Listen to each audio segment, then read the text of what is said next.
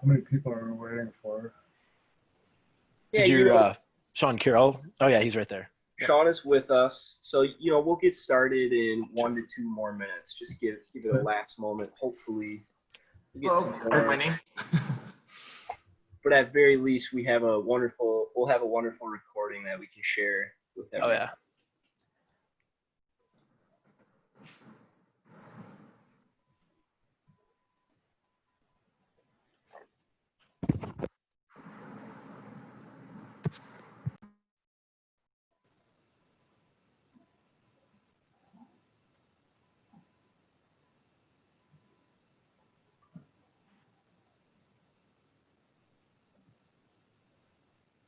All right. So I'm gonna hop onto this. I just want to thank you all for being here and for joining us this Wednesday evening. And I'd just like to welcome you into the DNewTech community and our event tonight, Movers, Makers, and Shakers. And we have Christopher Kaminsky with us from 3DC 19. Kaminsky. I'm sorry, Christopher. All good. And we have Sean Carroll from Enbiologics and HoneyCure. So again, thank you for joining us. And I want to make sure I'm sharing my screen here. Can you see the agenda on my screen? Awesome. Okay, so I want to do some introductions here. Just talk about the background history of DNewTech, our sponsors, and then once we get through our introduction, we'll hop right into talking with Chris and Sean and getting some updates from them, talking about their projects they're working on. And then at the end, we'll do some question and answer with everybody, and we'll talk it out and see what we can come up with here. Are you recording? I just wanted to make sure before you got too far. Okay. Yes. I didn't hear this meeting is being recorded, so I just want to make sure. Cool. Yeah, as far as on my screen, it's saying I can pause it or stop it. So right, and that little light is going. So we are live, we are here. And hey, so DNewTech, we've been around since 2010. We got about 2,300 members, and we're networking resources for Detroit and Southeast Michigan. But today, hey, we're broadening it. We're inviting Chris here from over the west side, more of the west side of the state. So thank you for being with us, Chris.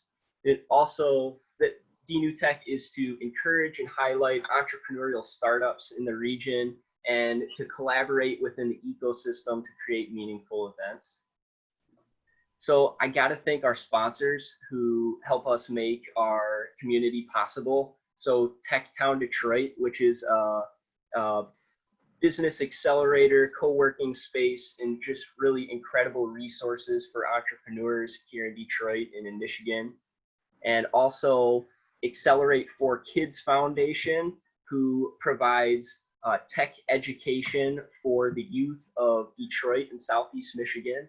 And also Kerr Russell Law Firms, who they've been around 100 years, very diverse in their practice. If you need help on the business end, even in medical care or even intellectual property, Kerr Russell is around. And I'll put some links to the different websites for our sponsors so you can check those out later. All right, so my name is Jack Perrick. I'm going to be your DNewTech host tonight.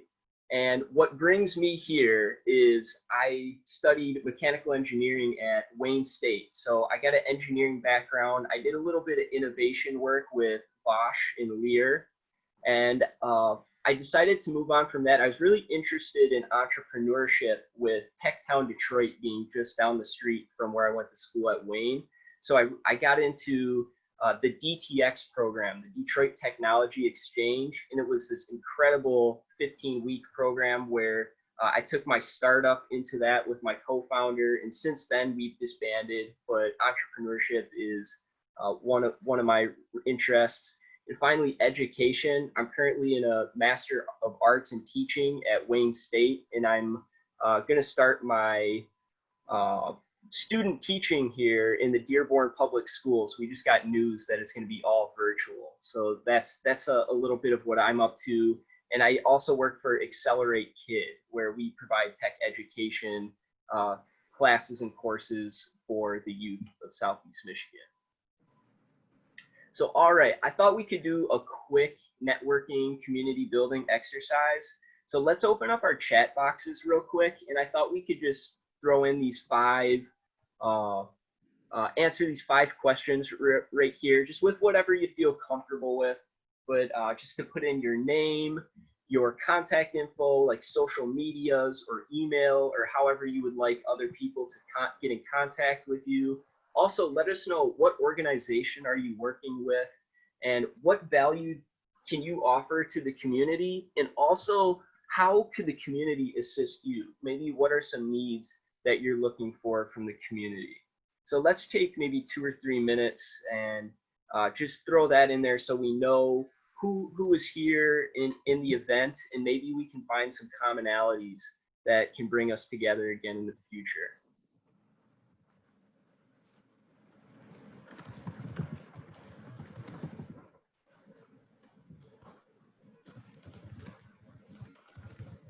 So I got my example here.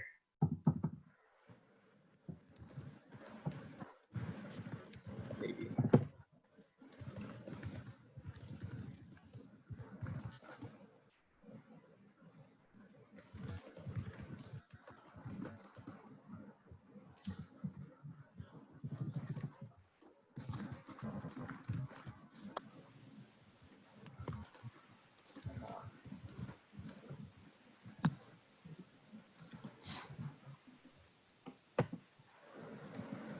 All right, so while you're all typing those things in, I'm gonna keep moving here, and it's really awesome to see.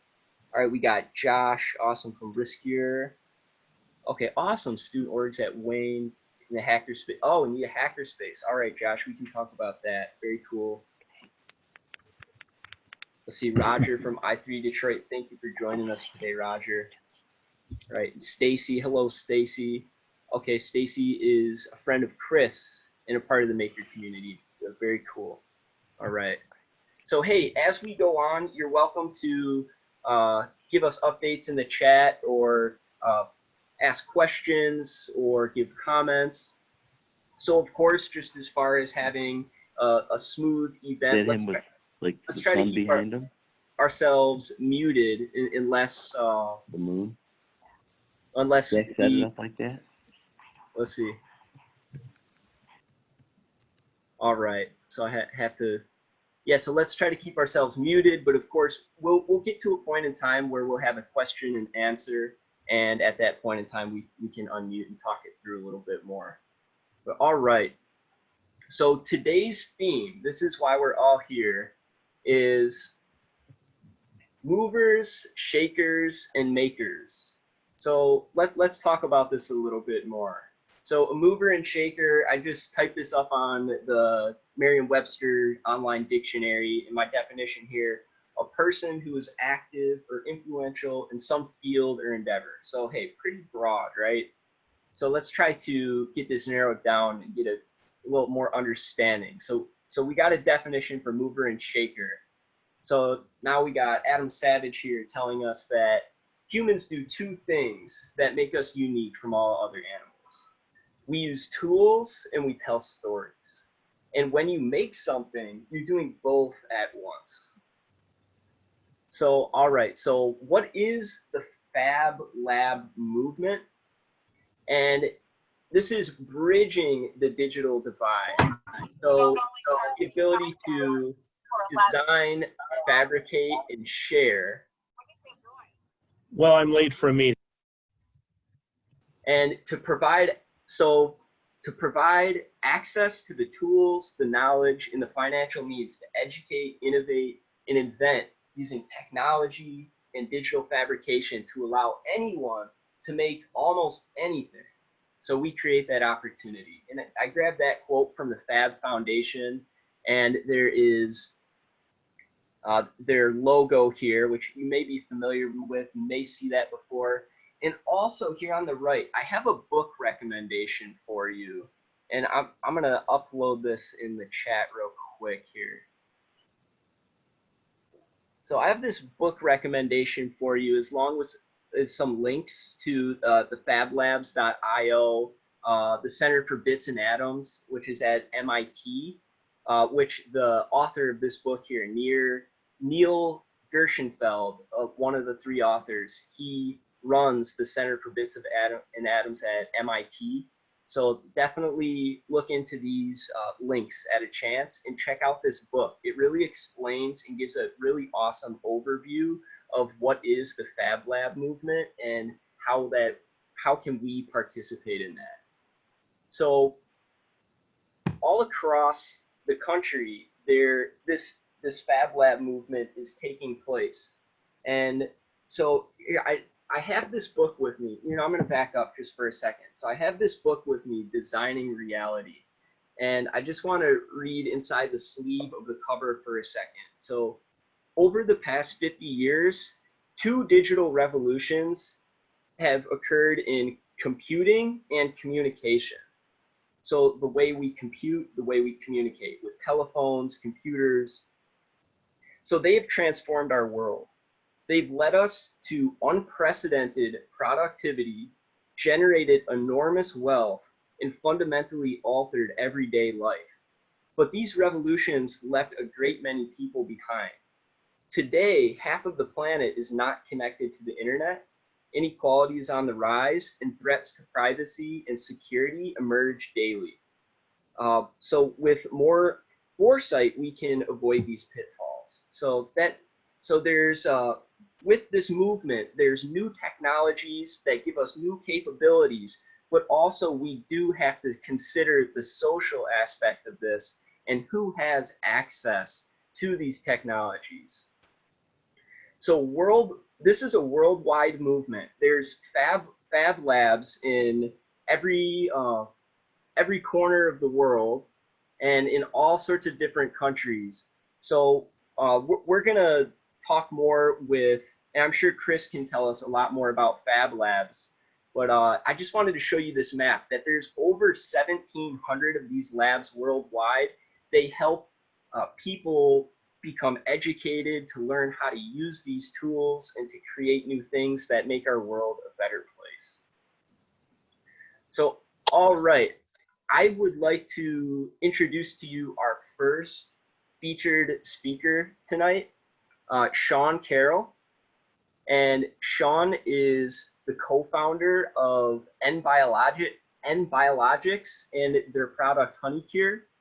He's a leader of a 3D printing PPE initiative, which I'd like to have him tell us a little bit more about. And he's a biomedical engineer, and he's been working in a pulmonary medicine sleep laboratory at Wayne State as well. So with that, I would like to welcome you, Sean, and thank you so much for joining us tonight, being here with us. I know even though we've had this COVID, that's been a huge bump in the road for all of us in these times that we're living in. And I'm just curious, before we even get into that and maybe how you've had to pivot or move around, could you tell us a little bit about your entrepreneurial journey and how you got into entrepreneurship and how you started Enbiologics and HoneyCure? Sure. Well, nice, long time no see, Jack. I know you've been following us for quite some time. Rami and myself started Enbiologics. So Rami Habib is my business partner. We met while we were at Wayne State in an engineering program as well. So we were graduate students in biomedical engineering. We met while we were interning within the Beaumont Health System. And as we went through the experience, we got exposed to quite a bit within the hospitals, and then we started doing some interning experiences at DMC as well. And we kind of settled on a handful of projects that we were working on for classes. That was a series of things that we were trying to do. And one of those grew into a burn care project that we ended up applying to the DTX Launch Detroit program at Techtown, Detroit, which is now called Launch Detroit. Their most recent cohort should be finishing up rather well. I think they delayed it this summer. So definitely, if you're interested in entrepreneurship, you should definitely check out Launch Detroit. It's a cool thing. especially if you're a college student. So Rami and I did it. It was a 10-week program when we went through in the summer of 2016. We got it handed to us. We started in human care and we pivoted into veterinary care at the end of it, which kind of won us an award at the end of it. And we were offered incubation.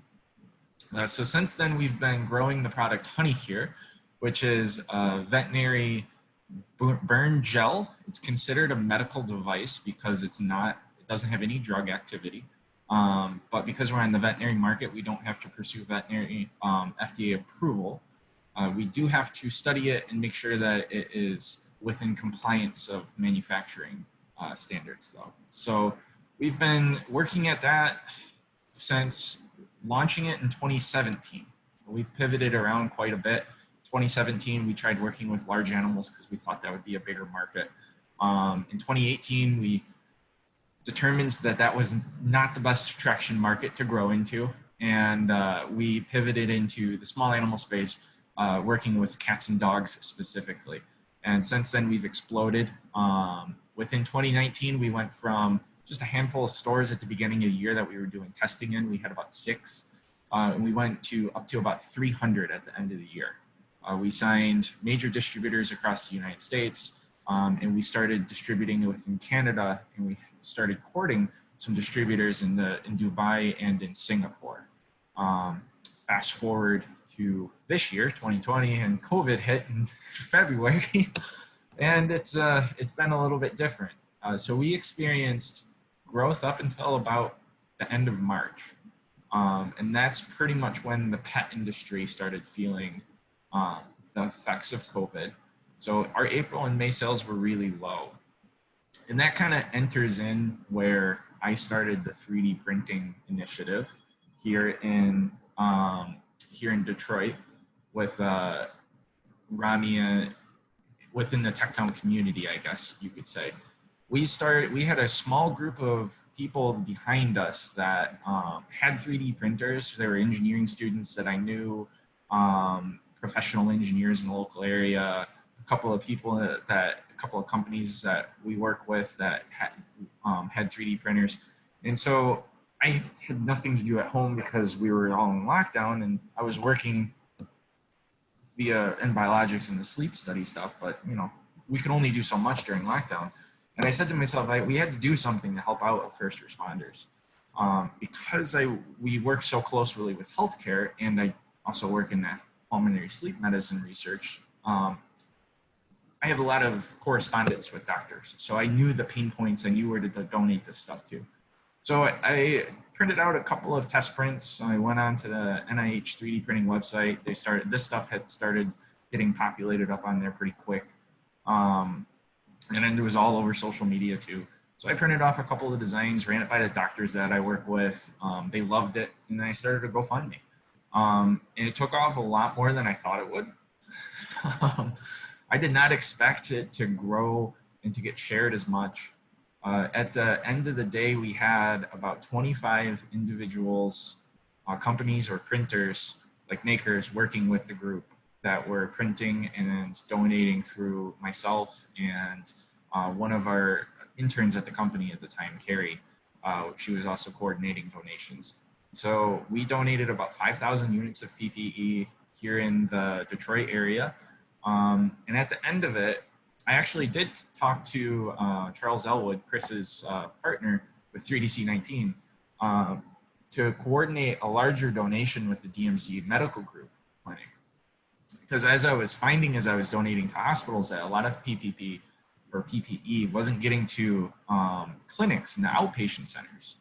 And that was something that was a little bit of a logistical thing that was unique to some of the local area hospitals, in that the hospitals would take in this PPE and it wouldn't be disseminated to the clinics. So the clinics would get a limited amount of it, and the hospitals would have this glut and they wouldn't be able to use it. So we started donating directly to clinics. And right at the end of that, they figured out their issues. So I actually ended up donating the bulk of our surplus to 3DC19 in mid-June. Throughout all of it, we managed to net good awareness, I think. I got a lot of feedback from local community people that started doing similar things on their own, or even just a lot of people reached out to me and they said, hey, I can't donate too much. What can I do? And I'm like, well, reach out and talk, see if you have a neighbor who's a doctor or something, drop them off a meal after work or something. So that was it was a pretty cool initiative. We donated some of the printers to local high schools afterwards. And we still have a couple in case, the second round flares up and we might revitalize it. But as of right now, not doing too much on that end. But Enbiologics has pivoted a little bit in that sense too. We started doing contract packaging activities to leverage experience that we had with packaging our product. And that's a good example of something that we've done coming through the COVID crisis. We had to look for an alternative revenue source. And that really kind of worked out for us. March, April, we kind of tested with it a little bit. In June, we started doing a lot of hand sanitizer packaging in bulk. So on the company end of it, we do sell those services through the 3D printed charity effort. We never sold anything. Everything got donated 100% of the way. And that was done through Rami and myself personally. We didn't associate it with the company too much. So it's a growing part of the business though, for the contract packaging. And it's something that we're probably going to end up keeping around because it's a new revenue stream. And post-COVID, we need to think different.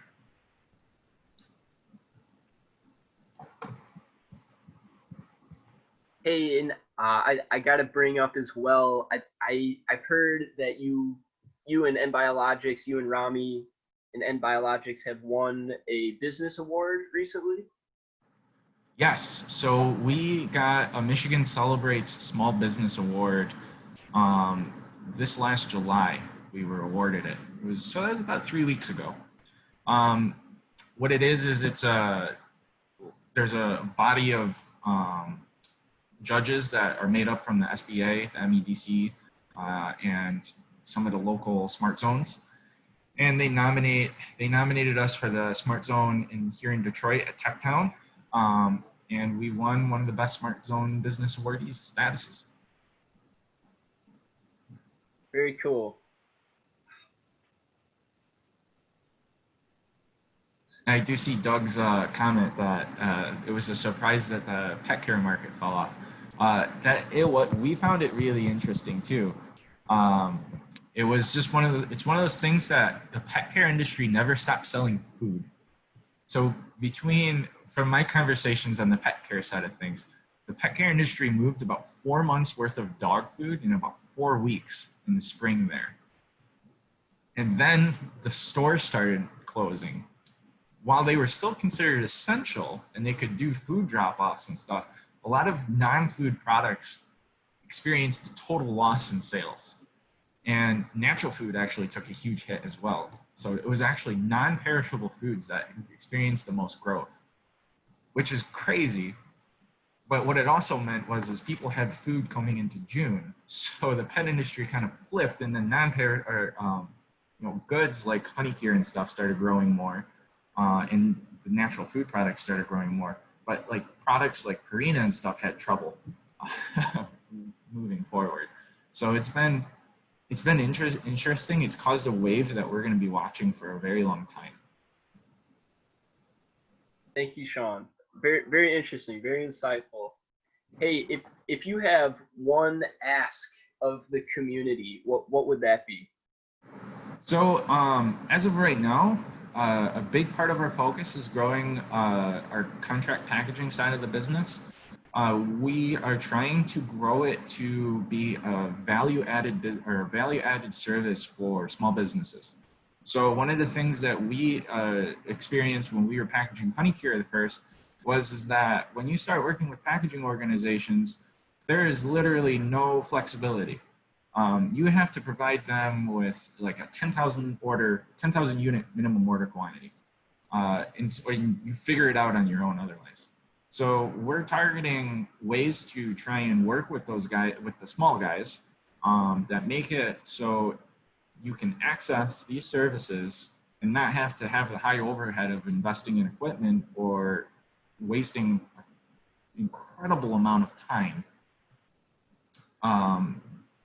packaging materials and units when you could be spending that time and that money investing in your inventory and your sales. All right, thank you, Sean.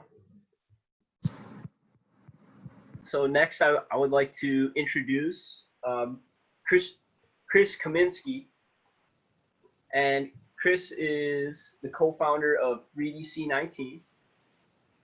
He's also the manager of the Lakeshore Fabrication Lab. He's an entrepreneurial-minded mechanical engineer, additive manufacturing evangelist, and helps to empower people of all ages to learn, dream, design, and build their ideas. So, hey, Chris, welcome. Thank you so much for being here. And yeah, kind of along the same ideas, could you tell us about your entrepreneurial journey and how you got into entrepreneurship? Sure. It's kind of weird because I still kind of like, I'm always like looking for that entrepreneurial focus, and I'm kind of an entrepreneur right now with the Fab Lab inside of like a big operation, right? So there's entrepreneurs. Maybe someday I'll find that thing that, you know, I'll cut my teeth on and actually be an entrepreneur in my own business or something. But, you know, I've always kind of I got into it one day, like, I don't know, 5-6 years ago. I was sitting on my engineering job doing CAD, and, you know, I found out about this thing called Startup Weekend that happens. And I was like, all right, I have this idea. It might be stupid, but I kept thinking about the idea on my drive to and from work. I'm like, this has got to be something. This has got to be something. And so I didn't know anything about pitches, right? I thought I was just going to go to my like day job and sit at my CAD station and do CAD all day for like ever. So I worked at my pitch and went to the Startup Weekend for the first time. And so my idea fell flat on my face in my pitch, right? Like, so it was embarrassing. And then nobody voted for me. So like Startup Weekend, you go, you know, maybe 30 people pitch, 10 ideas maybe get chosen, teams formed around the 10 ideas. I had no votes out of like 150 people, which I was like, oh.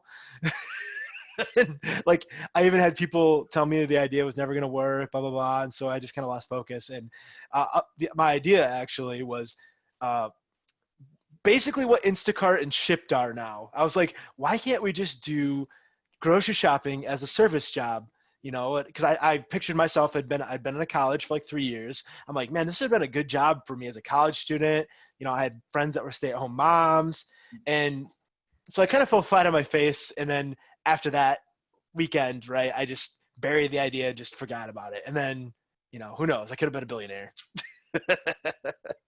But, you know, I didn't know how to develop an app and stuff like that. So like, I don't know. That kind of got me in love with the idea of it. And I joined a team that weekend and worked on an app for runners, for people to watch runners when they're doing marathons and stuff. And I got to learn a little bit about going out. You know, we went out 6 a.m. to a runner club and, you know, canvas people to ask them, you know, what they would want and if they would want this kind of thing. So yeah, I hit the ground running with this entrepreneurship type stuff. And, you know, I've been to the Startup Weekend a couple times since then as, you know, a contestant, I guess we'll say, or as an advisor. Actually won 1 year for the best idea here in GR. So that was kind of crazy.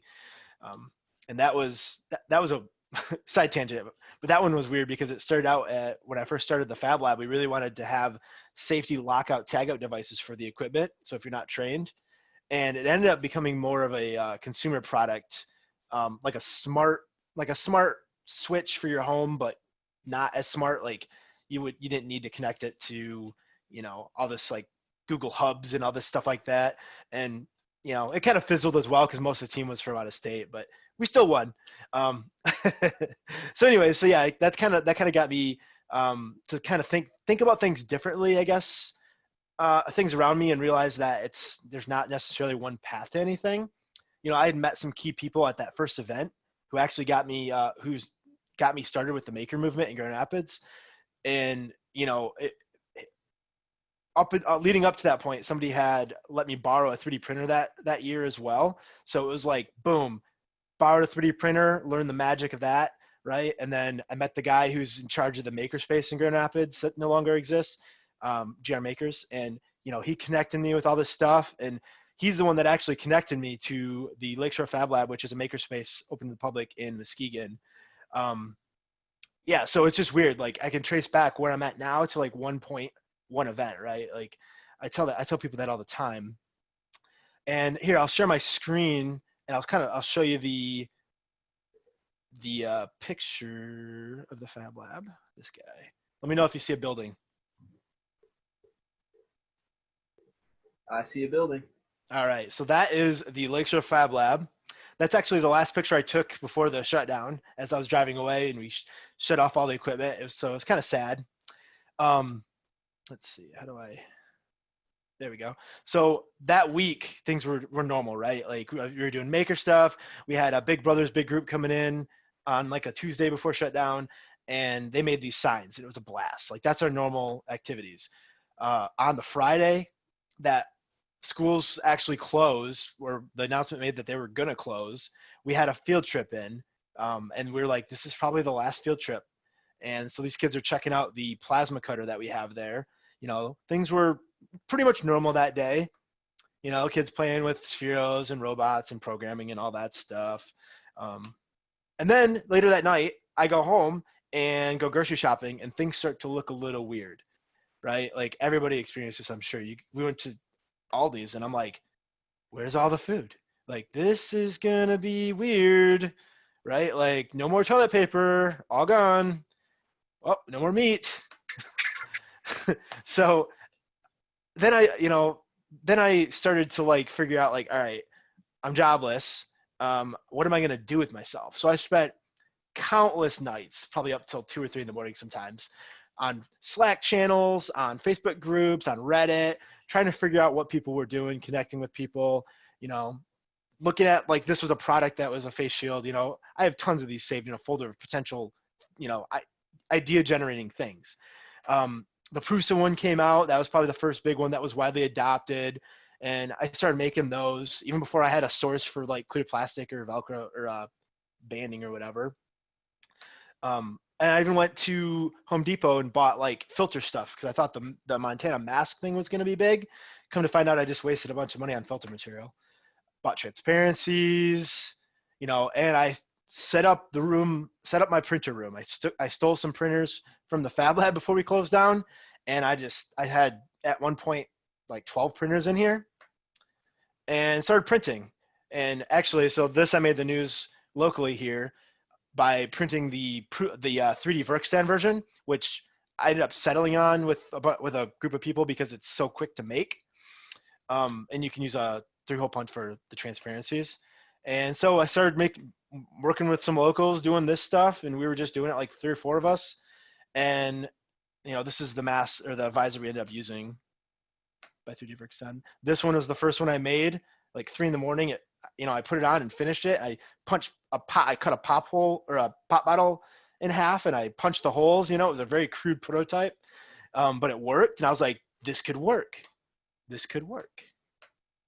There's me. And then the thing started to get bigger. We started to connect a group. Hey, what's up? Did you have a question, or is that? Oh, I'm just clapping. I'm just. Oh, okay. Yeah. So the thing started to get bigger, because being like a person at a makerspace or a Fab Lab, like everybody knows you, and they're like, how many people reached out to me like, hey, did you see this? Did you see this? Yeah, like last week I've been printing these things. So we connected a group in Muskegon, Grand Rapids, where I'm at, and then Holland. Like it was basically like a Bermuda Triangle of PPE. We connected all these groups together into this 3DC group. And the name just got chosen by random by one of the guys that set the website up. So nobody talked about it. We just we knew what we needed. We needed a portal to take orders because we were using a Google document, and that was not working too well. Things were getting deleted, and it was just chaos. So we started making. Via the makerspace, the Fab Lab, I had a connection with one of my volunteers who was helping me on my mini mill before we closed down. He knew plastic injection molding and design for that. So even before I had a clear path, I said, dude, can you take this model and convert it to a CAD model that we can injection mold. So we did. Next thing I know, a mold drops in our lap, right? Like, boom, $10,000 mold. And honestly, that was due to another connection made via the makerspace, because they found out about what I was doing personally, even though we weren't doing it sanctioned by the Fab Lab. I'm still the Fab Lab guy, no matter what. Like, so there's our first runoff. Hundreds and hundreds of parts. This is a load of me taking and filling my wife's car with parts, because we didn't have money to pay for shipping or hiring like a truck to carry them. This is the team, some of the team at least. We met, we kind of had our own roles. Nobody really said, this is your role, this is your role. Everybody just kind of fell into it. It was really, really crazy. And then, success stories, people using the masks and, tagging or whatever, which we didn't even think people would. But then we started noticing that, oh yeah, people are actually like posting that they're using these things. So let's see, I'll show a couple of the websites real quick. So the 3DC site, we're kind of defunct right now. So a lot of the group, their businesses started kicking up, or they had other commitments. So we kind of just decided as a group to, all right, we're actually finishing packing the last visors right like this week to give to some schools and stuff. And then we're just kind of winding down. Nobody has the time to anymore. So this is the website, right? People could request masks and PPE. The mask group is still going, so that's still going at least. We had a really good guy doing our data. So there's a reporting site here. So about 500 agencies helped, be it a hospital or an old folks home, or some of those are probably individual people that even ordered them. That much PPE. It was crazy because we had people requesting from the furthest one we had was in this map. You can see Honolulu.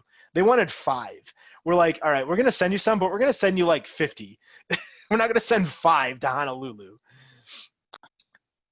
And then this was cool. So the printer fleet, this map shows like printers all over the country that were sending us stuff. There's a lot in West Michigan, 445 total.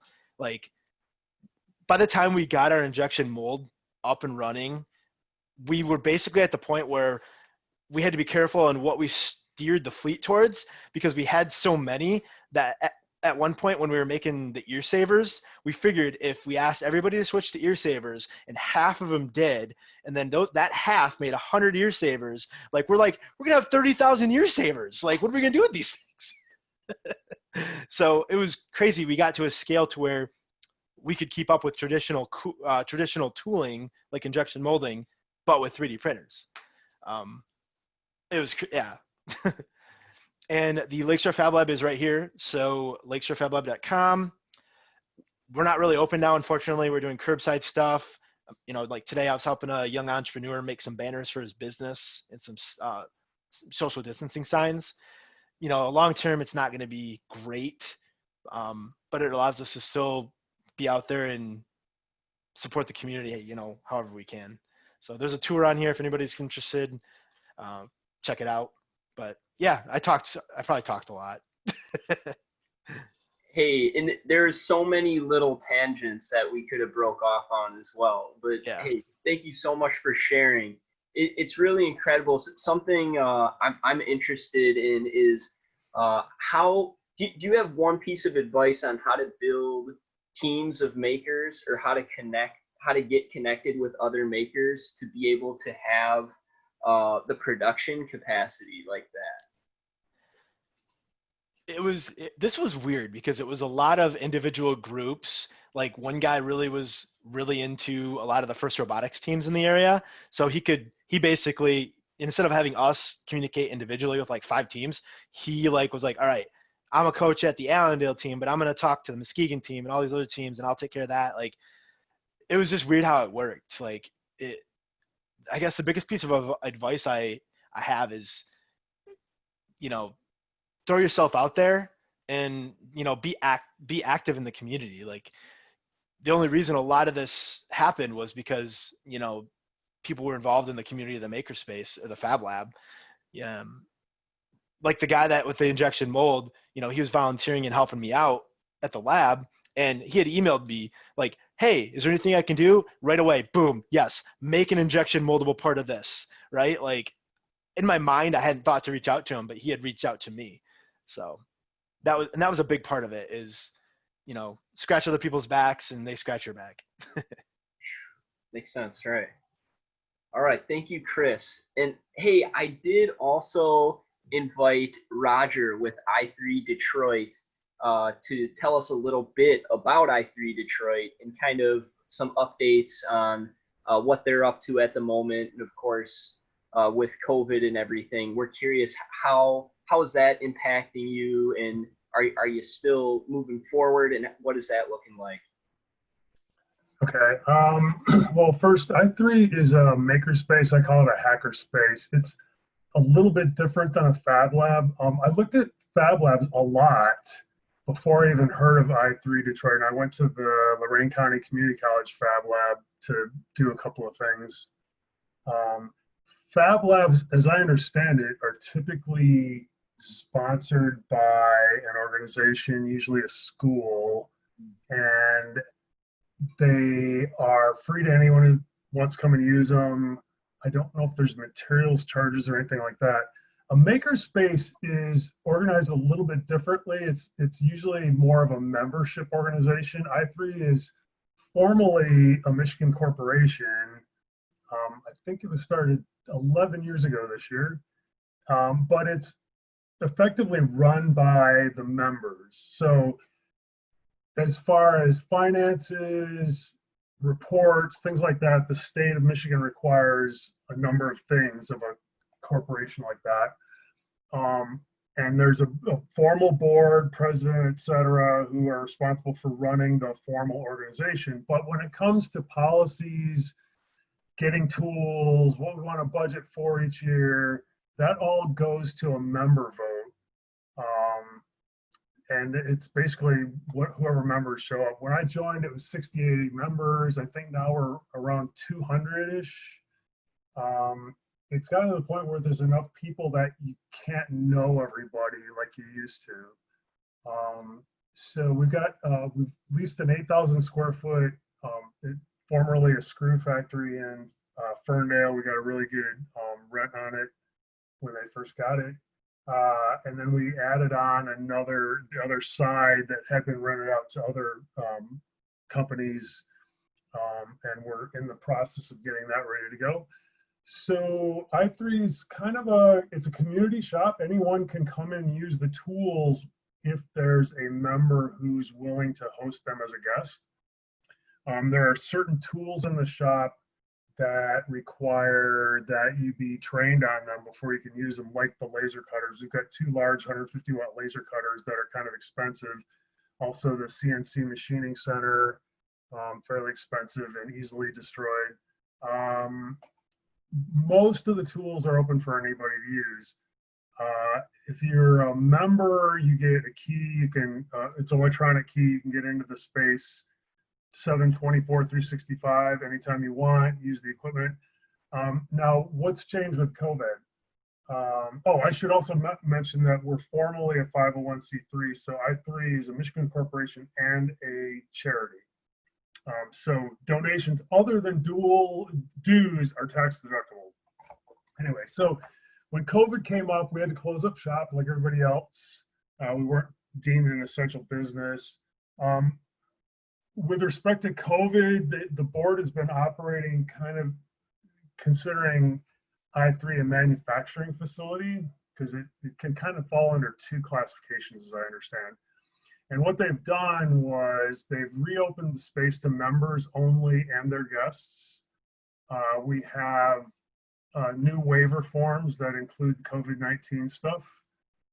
We have procedures now. When you visit the space, you have to mark it on the schedule so other people know who's going to be, how many people are going to be in the space. I think we've got a limit of 10 people at a time now. We no longer do tours, but when you come in, you have to sanitize everything you're going to use, sanitize it when you're done, clean up after yourself, obviously. No classes or public events.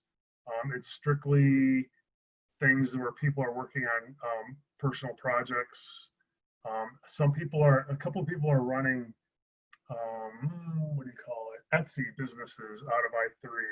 So they, of course, book time on lasers and stuff to come in and use it. But we're kind of open, but members only and limited occupancy.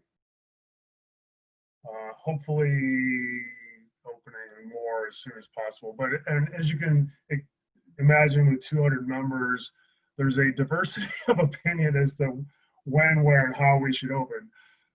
So it's kind of interesting to watch. Questions? Hey, but before we get into questions, I have one more question for you. Yep. If there's one thing you could ask for from the D-New Tech community, what would that be?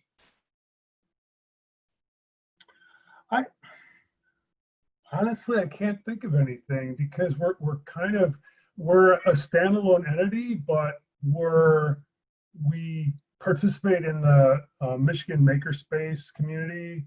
So, I mean, we're pretty much cooperating with whatever other organizations want to do. All right. Well, hey, Roger, thank you so much for telling us about I3 Detroit and giving us some updates, letting us know what the members are up to in the shop. We have about 9 minutes left. I would like to open up for Q&A to everybody here. So I'm encouraging you to unmute yourself to ask a question, but just let's be careful not to conflict with each other if we're trying to talk at the same time.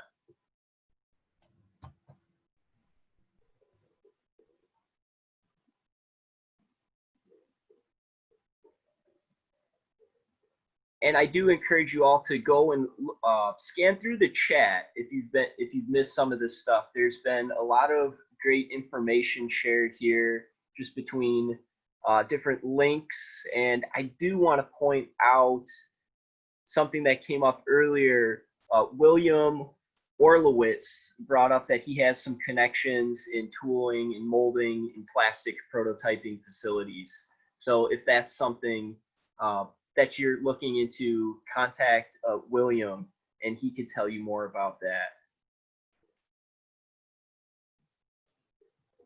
If you want to make the Thor's hammer, you got to come to a makerspace. I guess I have a question for Sean, and maybe I missed that part, but how did you come up with your, if I'm thinking of things that I could create to market, it's not like, oh, I'm going to mix these chemicals together and make a compound that heals wounds, right? So what triggered the inspiration for it was it's a problem-based solution, which is what we hear a lot when we do pitches. When we make our pitch circuits, we do hear a lot that it's nice to see a problem-based solution. But what happened with us was when we were doing our rotations, I actually saw a 9-month-old girl who had been dunked in a tub of really hot water. And it caused burns, first and second degree burns all over about 70% of her body. And when you surpass one total limb on your body in terms of burn area, what happens is you have large systemic-wide inflammation. And they have to very aggressively treat even the smallest burns, especially for this, children. Well, the way they can do that is a product called silver sulfadiazine, which is commonly called Silverdine. And it's been around since the 1950s. It's a great product. It works, but it's kind of terrifying in that it goes on like peanut butter onto skin, and it crusts, and then you have to scrape it off with a scalpel blade, which you can imagine for a 9-month-old baby. That is the worst possible thing that you can try and explain is okay. So our whole inspiration was to make a product that was easy to apply to the point where it would spread on very easily, almost to the point where it spread itself, and wash off with warm water. which would be almost 0 degrees in terms of like traumatic. And my business partner, Rami's from Egypt. What they typically do a lot is they use honey in Egypt to solve almost any kind of skincare problem. So we looked into it because we wanted to use a higher grade honey. We found some competing honey products on the human space, and we found ways to innovate and make them better. So we targeted a honey that would deter children from eating it, which usually shouldn't be too much of a problem to eat it off their wounds. But also we target a lot of the add-in ingredients that we add in have like a soothing analgesic effect to them. So when they're on a wound, they cause very, very comfort feelings as the wound heals. So it actually removes the pain. So that was how the product was born. And as we grew it, we found that we had space in the clinical wound care market, as well as, which would be chronic wounds as opposed to acute burn wounds. And we found that the veterinary market has a lot of similarities to human wounds, except with the FDA regulations up front. So that's why we ended up there first. I was going to ask how it tastes on biscuits. Not at all good. I have actually had it splashed in my mouth before, and it is kind of disgusting. Interesting. I just picture you, I don't know if you're married, have a girlfriend, fiance, or, you know, significant other, whatever. But I just picture you at home. You're like, all right, I got to do some product testing tonight. And you're just burning yourself to test it out. I've actually only burned myself a handful of times since coming up with the product. Never seriously enough. My business partner, though, about 3 weeks ago, just before with the Michigan Celebrate Small Business Awards, he spilled a pot of burning oil on his hand. So he used it and he healed in about a week and a half. The best thing he could have done was get the oil off right away, but the second best thing he did was use HoneyCure. So it does work on humans too. Yes, yeah. That was our hope, was to get into pediatric burn care. Arguably, we're still a couple of years off on that. COVID delayed our FDA approval process. We have contacts. It's just something that whole thing just got extended. And hey, I do see here in the chat, Josh Beaker asked at 6:50. He said, "I think I asked this and the answer was no. But do you have rack space?" I don't know what he means by rack space. Josh, did you get your question answered, Josh, or do you want to ask that again, or? Yeah, it's just like server space. A lot of hacker spaces have it. I was just wondering. I think they didn't the last time I asked, but there were some people who wanted it. I don't know. Does anybody know how to get a hold of some rack space or some server space? Josh, I'm gonna have to look into that a little bit more for you. That's interesting though. I know. So like the community college, they just earlier before COVID this year, we did an auction and they sold off old servers and old IT stuff. So I'd say you just got to pay attention maybe to some community colleges and maybe reach out to the IT department, because if, you know, we did it, I'm sure other schools are doing it too. And down here, someone asks, how can we make the Thor hammer? Okay, yeah, that's what when I said go to your local makerspace. Right. Okay. Hey, we just got 2 minutes left. I would like to invite everybody to. Is there any events that are coming up that you'd like to invite us to? So if there's any events that are like this or similar, or that you'd like to invite us to, I would like to open this up to all of our audience and community members here, and even our speakers. If there's any events coming up that you'd like to share with us, that we should join and check out.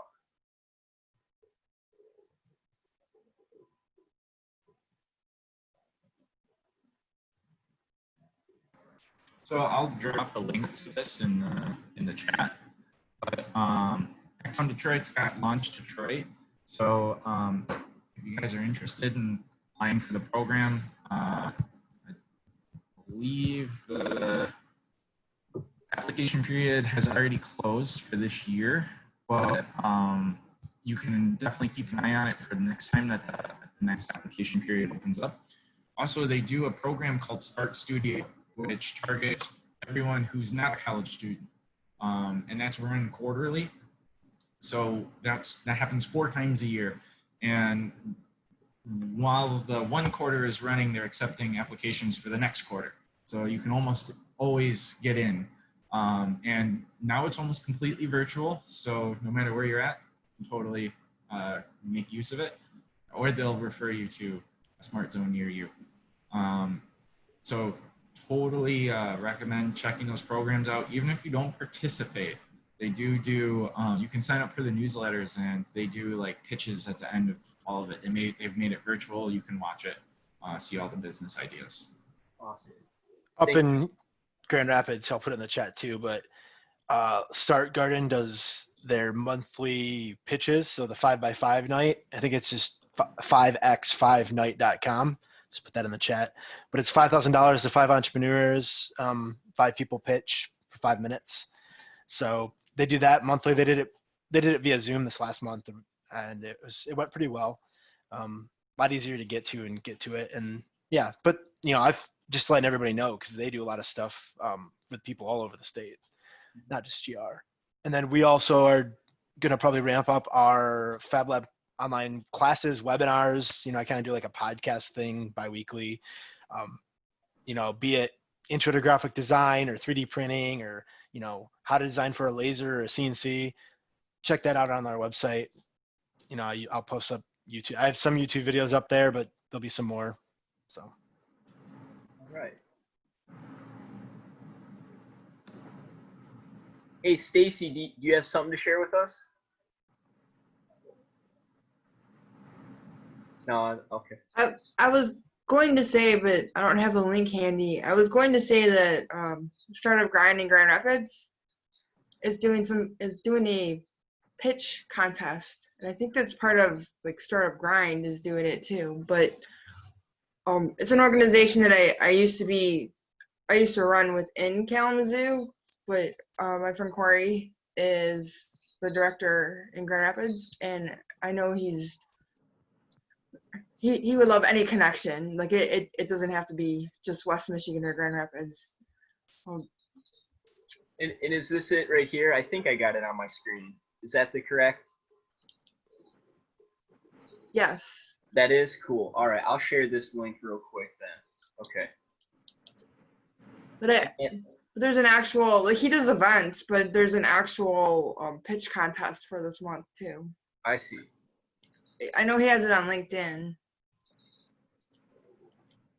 Yeah, I found one at startupgrind.com/Grand Rapids. I posted the link.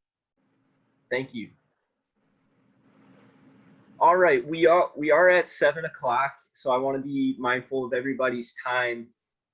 Hey, I'm gonna leave this to Chris and Sean. Do you have any last messages for our community here?